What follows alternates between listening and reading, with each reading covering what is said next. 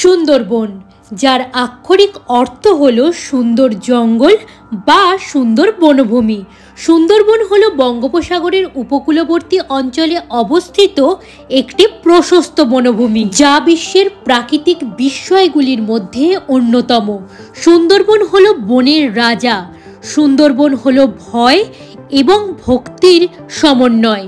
সুন্দরবন হলো এক রোমহর্ষকর অনুভূতি। সুন্দরবন হলো পৃথিবীর সর্ববৃহৎ ম্যানগ্রোভ অরণ্য, যা প্রায় 10,000 বর্গ কিলোমিটার অঞ্চল জুড়ে অবস্থিত। জীববৈচিত্র্যে সমৃদ্ধ সুন্দরবনে নদীনালা এবং বিল মিলিয়ে জলাকীর্ণ অঞ্চল রয়েছে প্রায় 1,878 বর্গ কিলোমিটার। এই রহস্যময় সুন্দরবন রয়্যাল বেঙ্গল টাইগার ছাড়াও বিভিন্ন প্রজাতির প্রাণীর আবাসস্থল। এখানেই রয়েছে 350 প্রজাতির উদ্ভিদ, 120 প্রজাতির মাছ, 270 প্রজাতির পাখি, 42 প্রজাতির স্তন্যপায়ী, 35 প্রজাতির সরীসৃপ এবং 8 প্রজাতির উভচর প্রাণী। সুন্দরবনের প্রতিটা জীবকে বেঁচে থাকতে হয় প্রচণ্ড সংঘর্ষ করে, সে মানুষ হোক কিংবা রয়্যাল বেঙ্গল টাইগার। এই বৃহৎ অখণ্ড বনভূমির 66% রয়েছে বাংলাদেশে, আর বাকি 34% রয়েছে আমাদের ভারতবর্ষে। Sundarban is the only mangrove tiger kingdom except in the world. এটা আপনারা সবাই জানেন। তো সেই বনভূমিতে আমরা ঘুরবো, আমরা দেখবো জঙ্গল, থাকবো জলে। বোট নিয়ে নিয়ে যখন খাড়ি ঘুরবো, আমাদের মসজিদে আমরা ঘুরছি, ওদের মসজিদে ওরা জঙ্গলে বিরাজ করছে। আচ্ছা, আপনারা কি জানেন সুন্দরবনের গভীর অরণ্যেই রয়েছে প্রায় 400 বছরের পুরনো এক রহস্যময় মন্দির। কোর এরিয়ার একটা অংশ, যেটা ন্যাশনাল পার্ক নামে অভিহিত করা হয়েছে। সবচেয়ে বড় কথা, এখানে যে পোড়ো মন্দির আছে, যেটা ইন্ডিয়ান আর্কিওলজিক্যাল সার্ভেতে জানা গেছে যে এটা 400 থেকে 600 বছর আগেকার। সারা বছর সুন্দরবনে ঘুরতে আসা গেলেও সুন্দরবনে আসার আদর্শ সময় হলো এই শীতকাল। তাই এই বছর শীতের শুরুতে প্রকৃতিকে প্রাণ ভরে উপভোগ করার নেশায় আমি রওনা দিলাম সুন্দরবন। তবে এবারে সুন্দরবন ট্রিপটা কিন্তু একেবারেই অন্যভাবে প্ল্যান করা হয়েছে। প্রকৃতিকে উপভোগ করার সঙ্গে সঙ্গে জমিয়ে খাওয়া দাওয়া, আনন্দ মজা এসব তো রয়েছে, তার সঙ্গে আপনাদের জন্য থাকছে সুন্দরবনের দারুণ এক হোমস্টের খোঁজ। অনেকের মনেই প্রশ্ন জাগে যে আমাদের ভারতবর্ষের দিকের সুন্দরবন বেশি সুন্দর নাকি বাংলাদেশের দিক। সেটাও কিন্তু এই ভিডিওতেই আমি সুন্দর করে আপনাদের ব্যাখ্যা দিয়ে দেব। তাহলে চলুন ভিডিওটা শুরু করা যাক। এতক্ষণে তোমরা নিশ্চয়ই থাম্বনেল আর টাইটেল দেখে বুঝেই গেছো আমি এখন কোথায় আছি, ঠিকই ধরেছো। আমি এখন রয়েছি সুন্দরবনে। সাধারণত যে রুটটা দিয়ে এই সুন্দরবনের ট্রিপটা হয়, এই ট্রিপটা কিন্তু সেরকম ভাবে হচ্ছে না। এই ট্রিপে আমরা একদম অন্য রুট ধরে যাব এবং সুন্দরবনের কিছু কোর এরিয়ার মধ্যে আমরা যাব। তাহলে চলো বেশি কথা বাড়াবো না, প্রথম থেকে আজকের ভিডিও আমরা শুরু করি। প্রথমেই বলে দিই আমরা কিভাবে খুব সহজে সুন্দরবন পৌঁছে যাব। সুন্দরবন পৌঁছতে গেলে প্রথমেই আমাদের চলে আসতে হবে ক্যানিংয়ে। যদি আমরা ট্রেনে করে ক্যানিংয়ে আসি, শিয়ালদার দক্ষিণ শাখা থেকে আমাদের ধরে নিতে হবে ক্যানিং লোকাল। সকালের দিকে বেশ কিছু ক্যানিং লোকালের টাইম আমি স্ক্রিনে মেনশন করে দিলাম। আজ আমি ধরেছি সকাল 7:42-এর ক্যানিং লোকাল। শিয়ালদা থেকে ক্যানিং পর্যন্ত আসতে সময় লাগলো প্রায় 1 ঘন্টা 20 মিনিটের মতো। ভাড়া লাগলো মাত্র 15 টাকা। ক্যানিং স্টেশনে নামার পরেই দেখলাম আমাদের ট্যুর এজেন্টের অটো দাঁড়িয়ে রয়েছে। সেই অটো করেই এখন যাচ্ছি সোনাখালী ফেরিঘাটে। ফাইনালি আমরা এসে পৌঁছালাম সোনাখালী ফেরিঘাটে। ক্যানিং স্টেশন থেকে সোনাখালী ফেরিঘাটের দূরত্ব প্রায় 16 কিলোমিটার। আমাদের অটোতে আসতে সময় লাগলো 30 মিনিটের মতো। সামনেই আমাদের বোট দাঁড়িয়ে রয়েছে, চলো বোটে ওঠা যাক। এই যে আমাদের বোট ভাগবত দাঁড়িয়ে রয়েছে, চলুন বোটে উঠে পড়ি। প্রথমেই একটু বোটটা আপনাদের ভালো করে ঘুরিয়ে দেখিয়ে দিই। এটা হলো বোটের ওপরের তলা, খুব সুন্দর সিটিং অ্যারেঞ্জমেন্ট করা রয়েছে। আর এখন আমি চলে এসেছি বোটের নিচের তলায়। এখানে 6টা বড় বড় সাইজের বেড রয়েছে।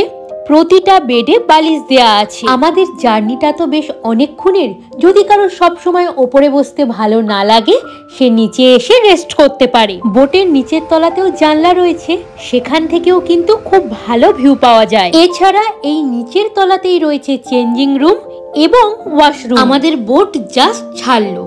আমরা যদি নর্মাল সুন্দরবনের ট্রিপটা করতাম তাহলে আমাদের বোটটা এই দিক দিয়ে গিয়ে বাসন্তী ব্রিজের নিচ দিয়ে যেত, কিন্তু দেখতেই পাচ্ছেন বোট পুরো উল্টো দিকে ঘুরে গেল, কারণ আজকে আমরা প্রথমেই যাব ঝড়খালি। এই মুহূর্তে যে নদীটার ওপর দিয়ে আমরা যাচ্ছি এই নদীটার নাম হলো হোগল নদী। বোট ছাড়ার কিছুক্ষণের মধ্যেই পেয়ে গেলাম ব্রেকফাস্ট। ব্রেকফাস্টের মেনুতে রয়েছে গরম গরম লুচি, আলুর দম আর মিষ্টি।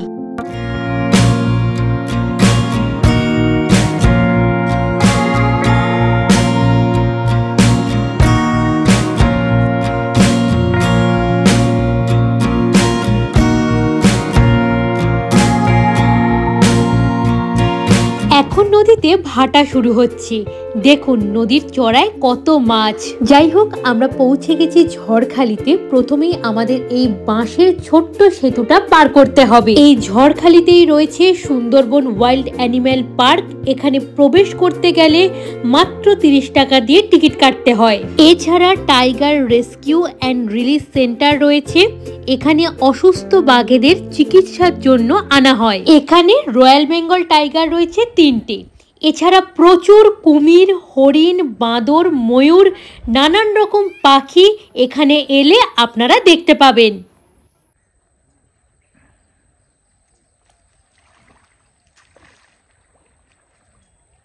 বিভিন্ন রকম গাছপালা, পশু পাখি মিলিয়ে জায়গাটা এতটাই সুন্দর যে এখানে এলে আপনার ভালো লাগতে বাধ্য। পার্কের ঠিক বাইরেটাতে এলে আপনারা বেশ কিছু দোকানপাট দেখতে পাবেন। এখানে টুকিটাকি খাবার দাবার, সুন্দরবনের মানুষের হাতে তৈরি নানান ধরনের জিনিসপত্র পেয়ে যাবেন। এবার আমরা ঝড়খালি থেকে রওনা দেব পাখিরালয়ের উদ্দেশ্যে।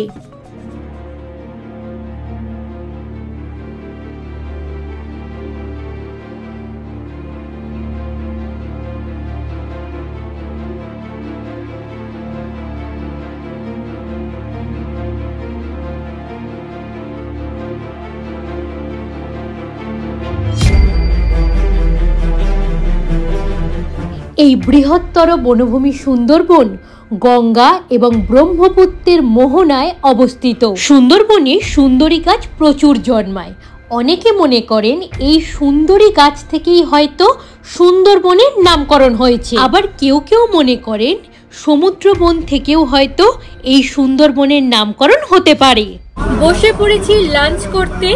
আজকের লাঞ্চের মেনুতে রয়েছে সাদা ভাত, উচ্ছে আলু ভাজা, লেবু লঙ্কা রয়েছে, ডাল রয়েছে, কাতলা মাছের কালিয়া রয়েছে, আর রয়েছে চিংড়ি মাছের মালাইকারি।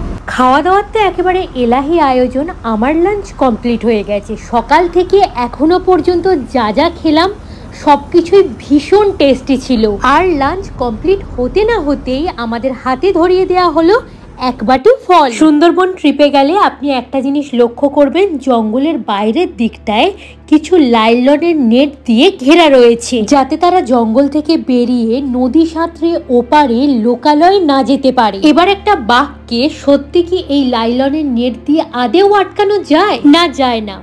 বাঘ চাইলেই এক থাবায় এই নেট ছিঁড়ে ফেলতে পারে, কিন্তু বাঘের ক্ষেত্রে এটা একটা সাইকোলজিক্যাল ব্যাপার হিসেবে কাজ করে। তারা ভাবে যে এই নেটের কাছে গেলেই তারা ফাঁদে পড়ে যেতে পারে অথবা তাদের কোনোভাবে ক্ষতি হতে পারে। এই জন্যই নেটগুলো জঙ্গলের বাইরে দেয়া আছে। কথা বলতে বলতে পৌঁছে গেলাম পাখিরালয় ফেরিঘাটে। আগামী 2 দিন পাখিরালয়ের একটা হোমস্টেতেই আমাদের রাত্রিবাস করার ব্যবস্থা রয়েছে। পরে দিনের আলোতে এই হোমস্টেটা ভালো করে আপনাদের একবার ঘুরিয়ে দেখিয়ে দেব। এই হলো আমার জন্য বরাদ্দ রুম। রুমে বড় বড় সাইজের 2টো বেড রয়েছে। এছাড়া প্রয়োজনীয় যা যা লাগে সবকিছুই রুমে দেওয়া আছে। আর এটা হলো রুমের সঙ্গে অ্যাটাচ টয়লেটটা। এখানে গিজারের ফেসিলিটি রয়েছে। এটা হলো এই হোমস্টের ডাইনিং এরিয়া। এখানেই আর কিছুক্ষণ পরে শুরু হবে সুন্দরবনের বিখ্যাত ঝুমুর নাচ। এরপর গরম গরম চা আর চাউমিন খেয়ে চলে এলাম ঝুমুর নাচ দেখতে।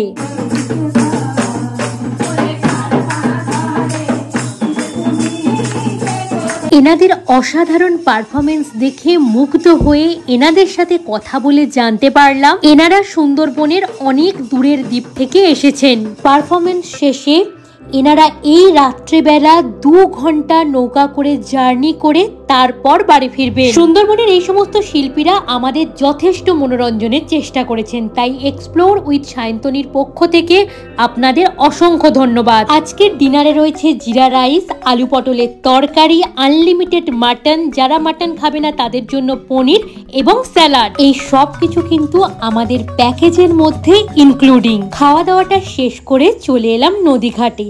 জ্যোৎস্না রাত তো ভীষণ সুন্দর লাগছে। যাই হোক, আপনাদের সঙ্গে দেখা হচ্ছে কাল সকালে। আজ হলো সুন্দরবনে আমাদের ডে 2। আমরা আবার এসে উপস্থিত হয়েছি পাখিরালয় জেটিঘাটে। এখান থেকে আজ আমাদের যাত্রা শুরু হবে।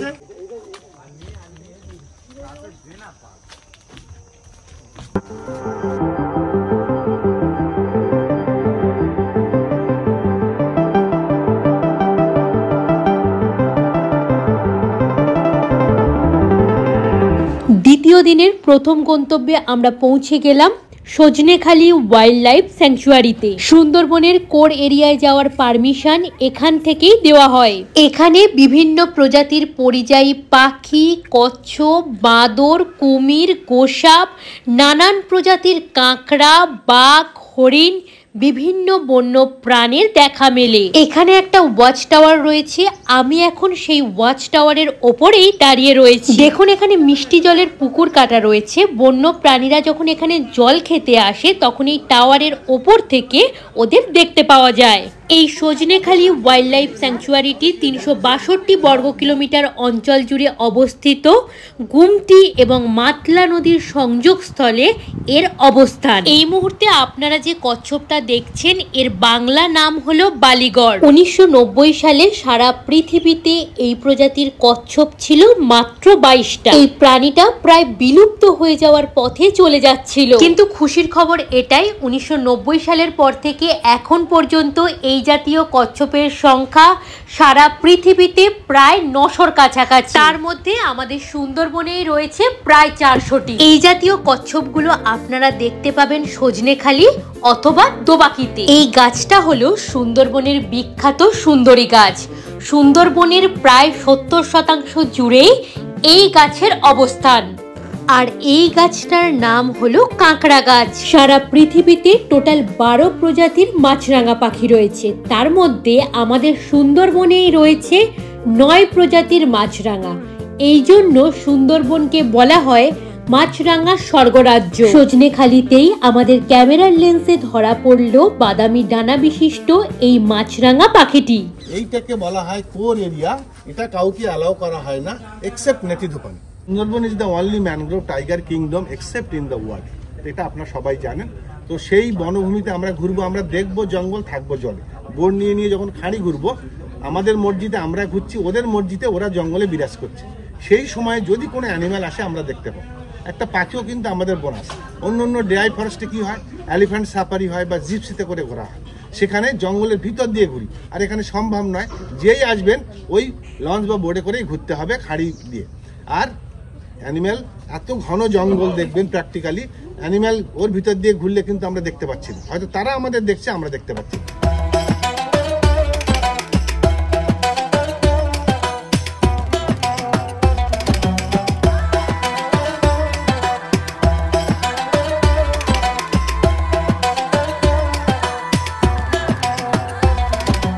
এরপর আমরা চলে এলাম দ্বিতীয় দিনের দ্বিতীয় গন্তব্যে সুধর্ণখালি ক্যাম্পে। ক্যাম্পে ঢুকেই দেখতে পেলাম বাঘ দেবতা এবং মা বনবিবির একটা খুব সুন্দর মন্দির। এই মুহূর্তে আপনারা যে গাছটা দেখছেন এই গাছটার নাম হলো খলসি গাছ। এই খলসি গাছের ফুল থেকে যে মধু তৈরি হয় সেটা কিন্তু সবচেয়ে বেস্ট কোয়ালিটির মধু এবং সবচেয়ে দামি মধু। আপনারা যারা গাছ ভালোবাসেন তারা এই জায়গাটাকে কোনোভাবে মিস করবেন না, কারণ এখানে এমন অনেক গাছ রয়েছে যেগুলোকে কিন্তু আমরা সচরাচর দেখতে পাই না। এছাড়া এখানে একটা ওয়াচ টাওয়ার রয়েছে, আমি এখন সেই ওয়াচ টাওয়ারের ওপরেই দাঁড়িয়ে রয়েছি। এই যে দেখছেন মাঝখানে চ্যানেল করা রয়েছে, যার ফলে অনেক দূর পর্যন্ত এলাকাটা দেখতে পাওয়া যায়। কোনো বন্য প্রাণী যদি এখানে জল খেতে আসে অথবা জঙ্গল পারাপারের সময় এদের দেখার সম্ভাবনা থাকে অনেক বেশি।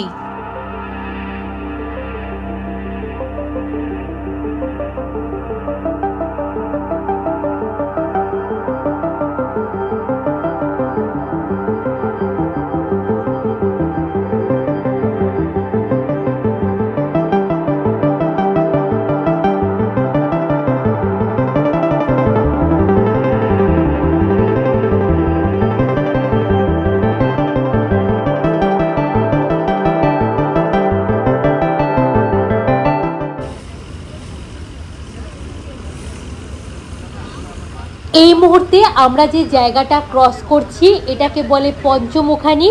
এটা হলো 5টা নদীর মিলনস্থল। সামনে যে বিস্তীর্ণ একটা জায়গা দেখতে পাচ্ছি ওটা হচ্ছে এখানকার বিখ্যাত একটা নদী, যেটা হচ্ছে মাতলা। মাতলা গিয়ে সরাসরি গিয়ে বে অফ বেঙ্গলে মিশেছে এবং ছোট ছোট কালো যে নৌকাগুলো, যারা ফিশারম্যান, যারা মাছ ধরছে, যাদের জীবন জীবিকা মাছ ধরে তাদের সংসার চালায়। দ্বিতীয় আরেকটা নদী ওই দিকটা চলে গেছে, যেটা হচ্ছে গেড়োভাঙা। আরেকটা নদী এই দিকটা চলে গেছে, যেটা হচ্ছে বিদ্যাধরী, গমদি নদী বা গমন নদী অনেকে বলেন। আর আরেকটা নদী এই দিকে বেরিয়ে গেছে, সোজা দেখা যাচ্ছে, যেটা হচ্ছে আরেকটা বিখ্যাত নদী, যার নাম হচ্ছে বিদ্যা রিভার, অনেকে বিদ্যাধরীও বলে। আপনারা যদি সুন্দরবন দাস ট্রাভেলসের সঙ্গে সুন্দরবন ট্রিপটা করেন তাহলে সুন্দরবন ভ্রমণের ওপর আপনাদের জন্য থাকছে একটা স্পেশাল ডিসকাউন্টের ব্যবস্থা। ভিডিও দেখতে থাকুন, আমি সবকিছু বলে দিচ্ছি। আমরা এখন এসে পৌঁছেছি দোবাকি ক্যাম্পে। এখানে এসেই প্রচুর কাঁকড়া আমার চোখে পড়ছে। এখানে কিন্তু লাল কাঁকড়া, হলুদ কাঁকড়া এবং নীল কাঁকড়া প্রচুর রয়েছে। এই কাঁকড়াগুলোকে বলা হয় বেহালাবাদক কাঁকড়া। সুন্দরবনের ইকোসিস্টেম বজায় রাখার জন্য এদের ভূমিকা অপরিসীম। আচ্ছা, আপনারা কি জানেন এই সুন্দরবনে ডাইনোসরেরও আগের প্রাণীর অস্তিত্ব এখনো বজায় আছে? প্রাণীটির নাম হলো হর্ষক্র্যাব বা রাস কাঁকড়া। প্রাণীটির শরীরে রয়েছে নীল রক্ত। বোঝার সুবিধার্থে একটা ফটো আমি স্ক্রিনে অ্যাটাচ করে দিলাম। দোবাকিতেও একটা ওয়াচ টাওয়ার রয়েছে। ওয়াচ টাওয়ারের ওপরে উঠে দেখলাম সামনের জলাশয়টাতে হাজার হাজার পরিযায়ী পাখি বসে রয়েছে। এছাড়া দোবাকিতে একটা ক্যানোপি ওয়াকও রয়েছে, সেটাও আপনাদের দেখাচ্ছি।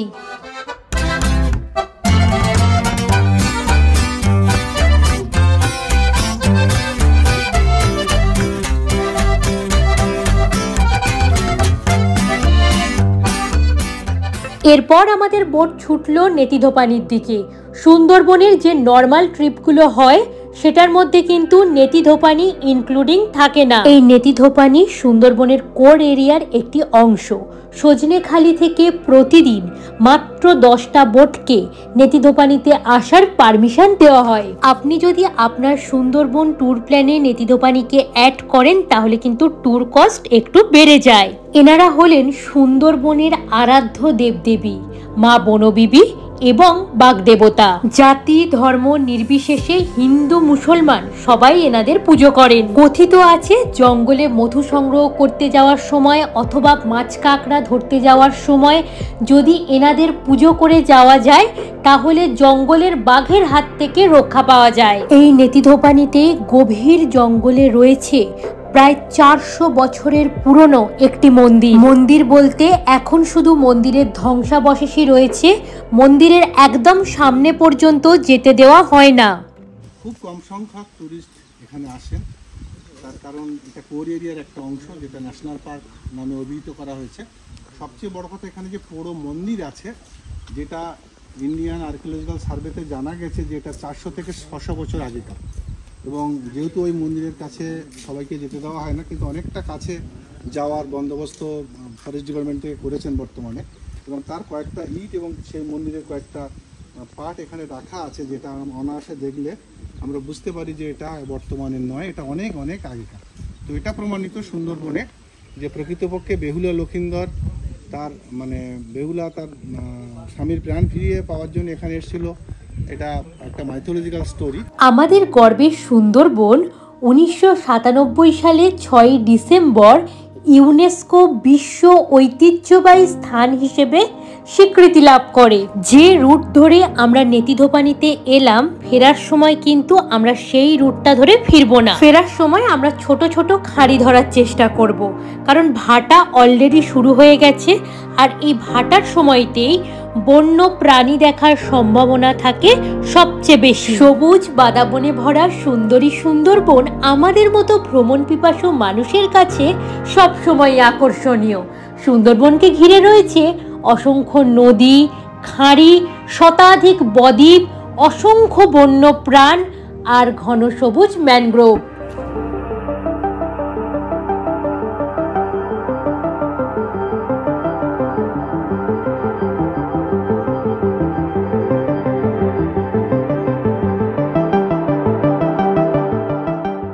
এটা হলো ঘন হেতালের জঙ্গল। এই হেতালের জঙ্গলকেই কিন্তু বাঘের আঁতুর ঘর বলা হয়। বাঘিনী তার বাচ্চাদের পুরুষ বাঘের হাত থেকে রক্ষা করার জন্য, বাচ্চাদের নিরাপত্তার জন্য এই ঘন হেতালের বনে লুকিয়ে রাখে। এখানে লুকিয়ে রেখে বাঘিনী তার বাচ্চাদের শিকার করা শেখায়। এছাড়া যা যা সহজাত শিক্ষা রয়েছে সেগুলোও দেয়। এই হেতালের জঙ্গল এতটাই ঘন যে সূর্যের আলো পর্যন্ত এখানে ঠিকঠাকভাবে পৌঁছয় না। লাঞ্চ করতে বসে পড়েছি। আজকের লাঞ্চের মেনুতে রয়েছে সাদা ভাত, আলু ভাজা, ডাল, ভেটকি মাছের কালিয়া, পাবদা মাছের ঝাল, চাটনি এবং পাঁপড়।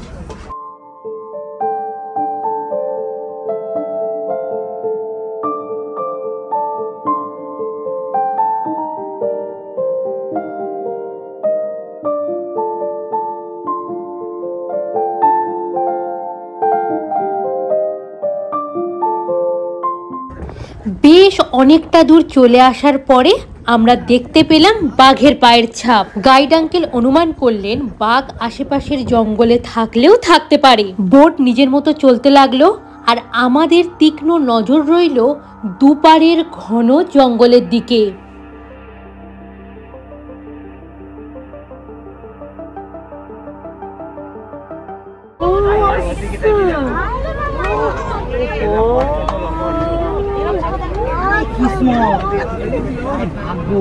আপনারা তো অনেক জায়গায় বেড়াতে যান, অনেক দূরে দূরে বেড়াতে যান।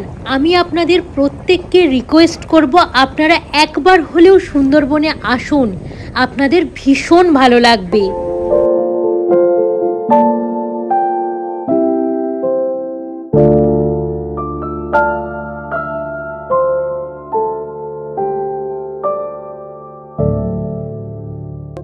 এর আগে বর্ষার সময় আমি দুবার সুন্দরবন এসেছি, কিন্তু এত ভালো করে বন্য প্রাণী আগে কখনোই দেখতে পাইনি। সুন্দরবন দাস ট্রাভেলসের 2 রাত 3 দিনের সুন্দরবন ট্যুর প্যাকেজ শুরু হচ্ছে 3500 টাকা থেকে। আমি যে প্যাকেজটা নিয়েছি ওটার জন্য লাগছে 4500 টাকা।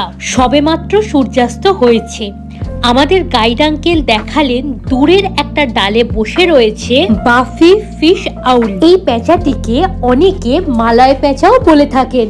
এরপর নদীর বুকে বিকেল গড়িয়ে নামলো সন্ধে। পূর্ণিমার রাত, আকাশে পুরো চাঁদ ঝকঝক করছে, আর চাঁদের আলো নদীর জলে পড়ছে। এর সৌন্দর্যটা না, সত্যি কথা বলতে আমি ভাষায় প্রকাশ করতে পারছি না আপনাদেরকে। সুন্দরবন যখনই আমরা ঘুরতে আসি, আমাদের মাথার মধ্যে চলতে থাকে বাঘ দেখবো, বাঘ দেখবো।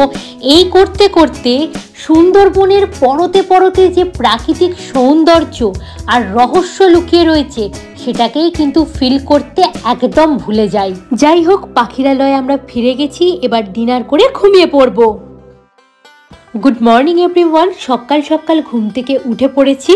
চলুন প্রথমেই আপনাদের একটু আমাদের হোমস্টেটা ঘুরিয়ে দেখিয়ে দিই। একদম প্রকৃতির মাঝে গড়ে ওঠা খোলামেলা একটা হোমস্টে। হোমস্টের প্রত্যেকটা রুমের সামনেই রয়েছে খোলামেলা একটা ব্যালকনি। সামনের দিকে তাকালেই দিগন্ত বিস্তৃত ধান ক্ষেত এবং নদী আপনার চোখে পড়বে। এই হলো হোমস্টের রুম।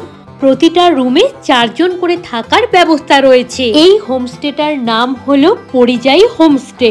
আপনি যদি দাস ট্রাভেলস এর মারফত সুন্দরবনের ট্যুর প্যাকেজ বুক করেন তাহলে আপনার থাকার ব্যবস্থা থাকছে এই হোমস্টেতেই। আপনি যদি চান এনাদের থেকে শুধুমাত্র হোমস্টেটা বুক করতে, সেটাও কিন্তু আপনি পারবেন। অফ সিজনে রুমের ভাড়া 800 টাকা, পিক সিজনে রুমের ভাড়া 1500 টাকা। হোমস্টের সামনেই রয়েছে একটা স্বচ্ছ জলাশয়, কি সুন্দর লাগছে দেখুন। এরপর একদম সকাল সকাল আমরা একটু পাখিরালয় মার্কেটটা ঘুরে নিলাম। এখানে সুন্দরবনের মধু থেকে শুরু করে সুন্দরবনের মানুষের হাতে তৈরি নানান ধরনের জিনিসপত্র আপনারা পেয়ে যাবেন। আজ সুন্দরবনে আমাদের তৃতীয় দিন। আমরা আবার চলে এসেছি পাখিরালয় ফেরিঘাটে। এখান থেকে ছোট একটা ডিঙি নৌকা করে আমরা এখন যাচ্ছি পাখির জঙ্গল দেখতে। আমরা চেয়েছিলাম অ্যাডভেঞ্চারাস কিছু করব, সেই কারণে আমরা এই ট্রিপটা করছি। আপনারাও যদি পাখির জঙ্গলে যেতে চান ওনাদের আগে থেকে জানিয়ে দেবেন, ওনারাই ছোট নৌকার ব্যবস্থা করে দেবে।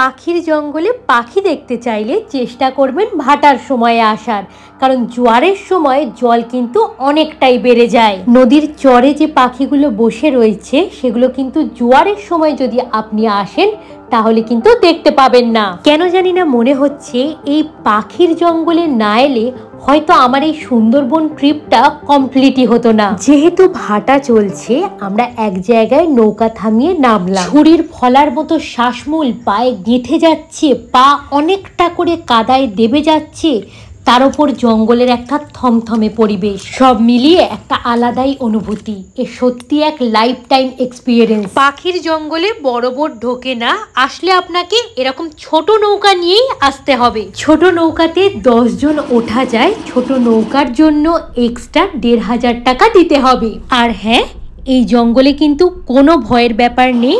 আমাদের সঙ্গে আমাদের গাইড দাদা ছিলেন। পাখির জঙ্গল থেকে ফেরার সময় দেখতে পেলাম পৃথিবীর দ্রুততম পাখি। এই পাখিটির নাম হলো পেরেগ্রিন ফ্যালকন। যখন এরা শিকার ধরে তখন এদের গতিবেগ থাকে 320 কিমি পার আওয়ার। এবার আপনাদের বলবো আমাদের ভারতবর্ষের দিকের সুন্দরবন বেশি সুন্দর নাকি বাংলাদেশের দিকে। বিভিন্ন মাধ্যম মারফত জানা গেছে আমাদের ভারতবর্ষের হুগলি নদীতে জলের পরিমাণ তুলনামূলকভাবে কমে গেছে, যার কারণে জলের নোনা ভাব অনেকটাই বেড়ে গেছে। এই কারণে ভারতের দিকে ম্যানগ্রোভ গাছের আকার অনেকটাই ছোট হয়ে গেছে। এই নোনা জলের কারণেই সুন্দরবনের সুন্দরী গাছের পরিমাণও কমে গেছে। অন্যদিকে বাংলাদেশের নদীগুলোতে মিষ্টি জলের পরিমাণ তুলনামূলকভাবে বেশি হওয়ায় ওখানে সুন্দরী গাছের সংখ্যা অনেকটাই বেশি। সেই কারণে এটা নির্দ্বিধায় বলা যায় যে বাংলাদেশের সুন্দরবন একটু বেশি সুন্দর। একটা ঠিক আছে, এরপর বড় বোটে উঠে আমরা চলে এলাম বেকন বাংলো দেখতে। হ্যামিল্টন সাহেব গোসাবাতে অনেক উন্নতির কাজ করেছিলেন। 1930 সালে কবিগুরু রবীন্দ্রনাথ ঠাকুর তাকে অভিনন্দন জানিয়ে একটা চিঠি লেখেন। হ্যামিল্টন সাহেব তাকে একবার অনুরোধ করেছিলেন এখানে আসার জন্য। এরপর 1932 সালে কবিগুরু রবীন্দ্রনাথ ঠাকুর এখানে এসেছিলেন। বর্তমানে এখানে একটা খুব সুন্দর প্রকৃতি উদ্যান গড়ে তোলা হয়েছে। এরপর আমরা চলে এলাম হ্যামিল্টন সাহেবের বাংলো দেখার জন্য। তিনি ছিলেন একজন স্কটিশ ব্যবসায়ী। ব্রিটিশদের মধ্যে যে সমস্ত ধনী ব্যবসায়ী ছিলেন তাদের মধ্যে তিনি ছিলেন অন্যতম। 1903 সালে বসবাসের জন্য তিনি এই বাড়িটি তৈরি করেছিলেন। এটাই ছিল আজকে আমাদের লাস্ট ডেস্টিনেশন। আপনারা যদি সুন্দরবন দাস ট্রাভেলস এর মারফত সুন্দরবনের যে কোনো ট্যুর প্যাকেজ বুকিং করেন তবে অবশ্যই মেনশন করবেন আপনারা এক্সপ্লোর উইথ সায়ন্তনীর ভিডিও দেখে ওনাদেরকে বুকিং করছেন। চ্যানেলের নাম মেনশন করলেই ওনারা আপনাদের একটা স্পেশাল ডিসকাউন্ট দিয়ে দেবেন। এই ট্যুরটাতে অনেক চিন্তা ভাবনা করে এসেছি, কারণ ভয় লাগছিল আসতে, কিন্তু এসে এত ভালো লেগেছে। আমি সবাইকে বলবো আপনারা আসুন, দেখুন আমাদের এখানে খুব কিছু আছে। সে বাংলার মুখ আমি দেখিয়েছি, আর পৃথিবীতে কিছু দেখিতে চাই না। এটা সত্যি সত্যি। এবং এদের খাওয়া দাওয়া এভরিথিং যারা যাদের মনে কোনো সন্দেহ আছে আপনারা আরামসে আসতে পারেন। প্রত্যেকটা মানুষ চিন্তা করে যে সুন্দরবনে যাব মানে বাঘ দেখবো, বাঘ দেখাটাই সব কিছু নয়। এখানকার যে প্রাকৃতিক সৌন্দর্য, সেই সৌন্দর্য দেখার জন্যে সুন্দরবনে আসার দরকার আছে। এরপর আমাদের বোট সামনের দিকে এগোতে লাগলো। আপনাদের আজকের ভিডিও দেখতে কেমন লাগলো অবশ্যই নিচে একটা মূল্যবান কমেন্ট করে জানাবেন। ভিডিওটা যদি ভালো লেগে থাকে চ্যানেলটা সাবস্ক্রাইব করে আমার পাশে থাকবেন, আর ভিডিওটা অবশ্যই লাইক করে দেবেন। আপনার সাথে আমার দেখা হচ্ছে খুব তাড়াতাড়ি। আজকের মতো টাটা।